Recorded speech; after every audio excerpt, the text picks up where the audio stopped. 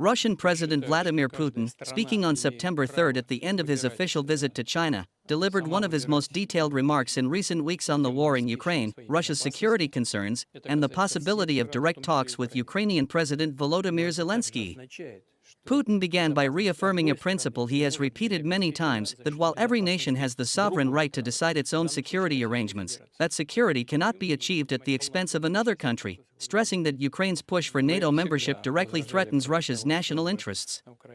He noted that Russia has consistently opposed Ukraine joining the Western military bloc but underlined that Moscow does not object to Kyiv charting its own economic course, including pursuing European Union membership, which he distinguished as a matter of trade and development rather than military confrontation. Expanding on Russia's justification for its actions, Putin argued that the conflict is not solely about controlling territory but about defending the rights of people living in those contested regions, ensuring they can preserve their language, culture, and traditions inherited from past generations. He invoked the UN Charter's principle of self-determination as the basis for Russia's stance, while also clarifying that Moscow does not directly tie territorial disputes to security guarantees, though he admitted the issues are closely connected. Turning to the possibility of diplomacy, Putin said he has never dismissed the idea of meeting with Zelenskiy but emphasized that such a meeting must be well-prepared, substantive, and lead to tangible outcomes, not simply serve as a photo opportunity. He revealed that U.S. President Donald Trump, who has been working to position himself as a peace broker, personally encouraged him to hold such talks, and Putin said he would be open to hosting Zelenskiy in Moscow if the Ukrainian leader agreed. Still, he questioned the utility of such a summit, remarking, "But is there any point?